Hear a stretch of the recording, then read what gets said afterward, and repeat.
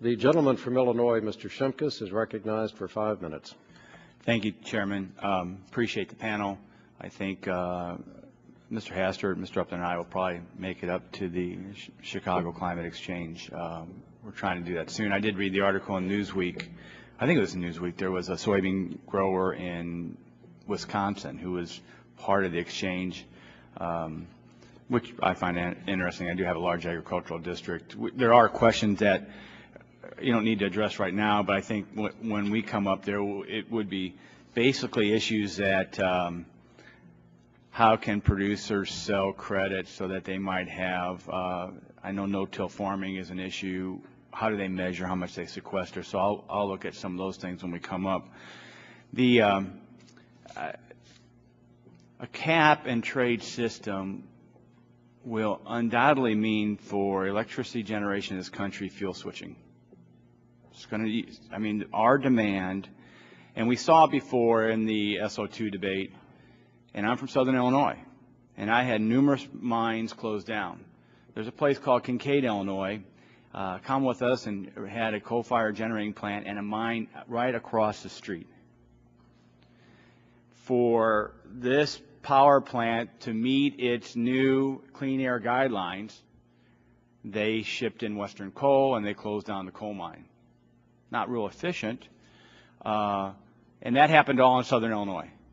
And so that's why a lot of us are skeptical, especially if there's not an international agreement that would ensure that the world community addresses climate and a carbon standard.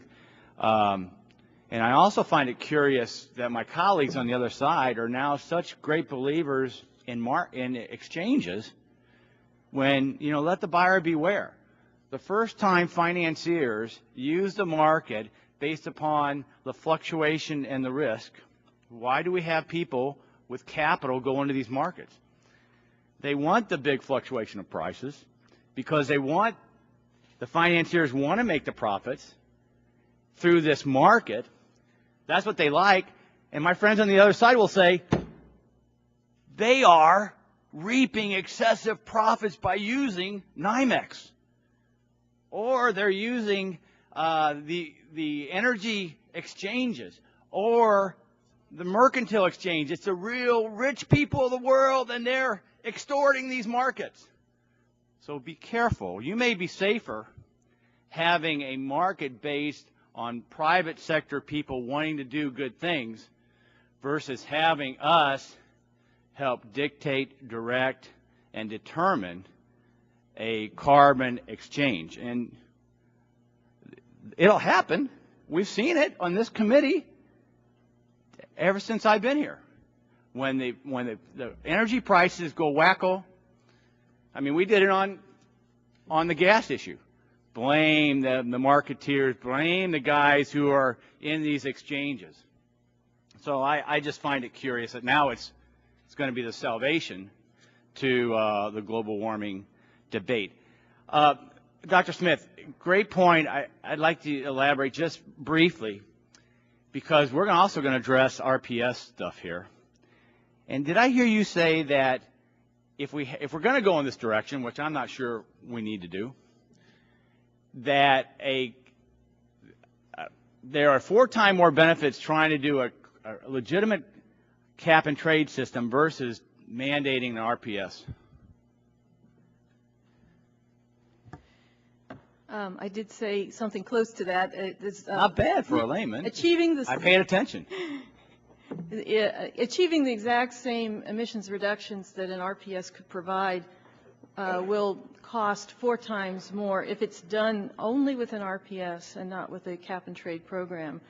And the reason is because the cap and trade program, it needs to be a comprehensive economy-wide cap and trade program. It allows incentives to take on far more types of reductions that are cheaper than some of the renewables that we were forced by the. Thank you. And I want to give Dr. Izzo real quick because the same people who want cap and trade and decrease carbon are not supporters of nuclear power, and we have to have nuclear power. So you're expanding, and I applaud that. would addressing your on-site storage of nuclear waste help you? And would moving to interim storage in the desert be helpful? And is it safe to say that Yucca Mountain, which would be a long-term repository that is under a mountain in a desert, is a better location to store high-level nuclear waste than on-site in New Jersey? The answer to all three of those questions are yes. Thank you very much. I yield back my time. Thank you very much, Mr. Shimkus. The gentleman from Utah, Mr. Matheson, is recognized for 8 minutes. Thank you, Mr.